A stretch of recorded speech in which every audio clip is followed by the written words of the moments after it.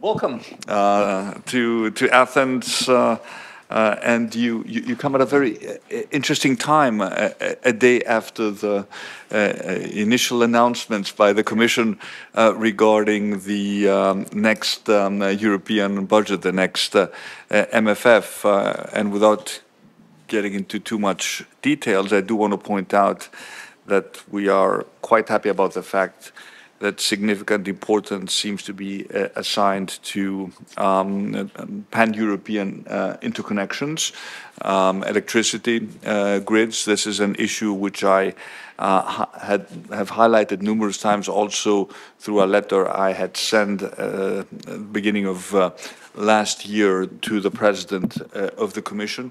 And as I'm sure you are aware,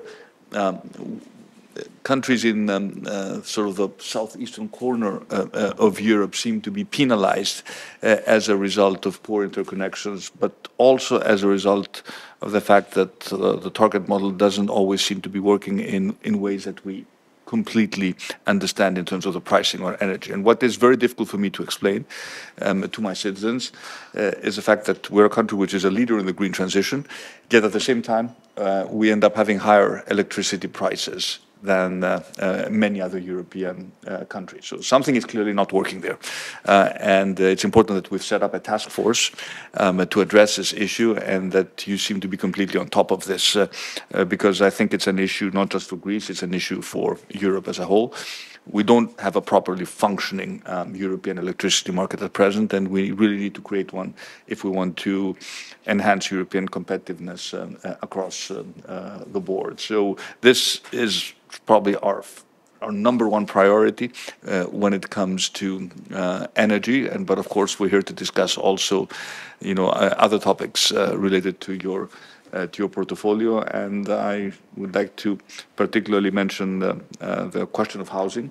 Affordable housing was not an issue in Greece some years ago. It has become an issue as a result of the fact that the economy has been growing.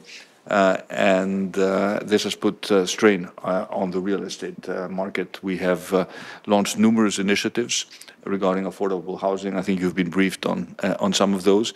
But we would also very much like to hear your thoughts on how we can approach this problem from a European perspective, and what can we expect in terms of European funds that could potentially be allocated towards the question of affordable housing. It's one of the big priorities that we have, and we are also directing, whatever economic surplus we are creating as a result of properly managing our public finances, also towards supporting people on rent. For example, we made an announcement that will kick in November, that we will be returning one rent back to people who are renting houses under. It's, of course, it's means tested, but it will affect lots of Greeks, especially younger Greeks, who right now are forced to rent and cannot afford to buy their own house. So we have a broad agenda of topics. But again, thank you for being here, and thank you for the excellent cooperation that you have already established with our ministers and our services.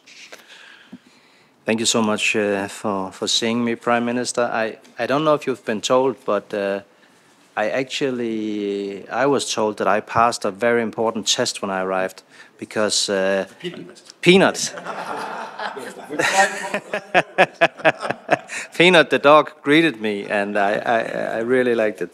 No, so thank you so much, Prime Minister, and indeed thank you for continuously bringing to the attention of the European Commission the challenges that you and neighboring countries face in the energy sector, because as you rightly said, it is a bit of a paradox that on one hand you are definitely a leader with regards to deploying more renewable energy and having that as a very important part of your energy mix, which is what we want all countries to do.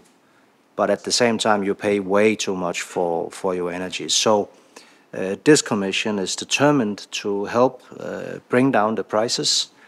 And indeed, the most effective thing we can do there is to make sure that we facilitate more interconnection. So I'm sure you were as happy as I were yesterday when we put forward the proposal for the new long-term budget in the European Union. because we will actually increase, not by doubling, but fivefold our budget. So in the present MFF, we have allocated just under 6 billion euros, and in the coming one, we propose to allocate just under 30, 29, yeah. So this is a huge investment in grids, in interconnectors, in hydrogen infrastructure, in all of the physical infrastructure that we need to tie our countries better together to get a true and well-functioning energy union. So thank you so much for that. Thank you also for proposing a task force. As you know, I've taken that proposal on board and have set down such a task force that are now working very hard to provide us with recommendations on what we can do both on the short term and on the medium term. I will also this autumn put forward a plan for European grids, which of course is necessary for us to then make the investments actually work in a rational and good way. For us, there's three main objectives with our energy policy in the Union. One is indeed to get the prices down, both because of our businesses that are struggling, but of course also because of our citizens that are struggling to pay the high energy bills. Two is energy independence. Obviously, we want to get rid of our dependency on Russian energy, especially the gas. So, as you know, I put forward recently a legislative proposal to ban the import of gas from Russia. And thirdly, of course, decarbonization. You know very well in this country how climate change is affecting us already now. I very often point to Greece and other countries in this region as an example, when sometimes I don't think the support for the fight against climate change is as strong as it should be. I tell them, the opposition, listen, climate change is not something that may happen in the future.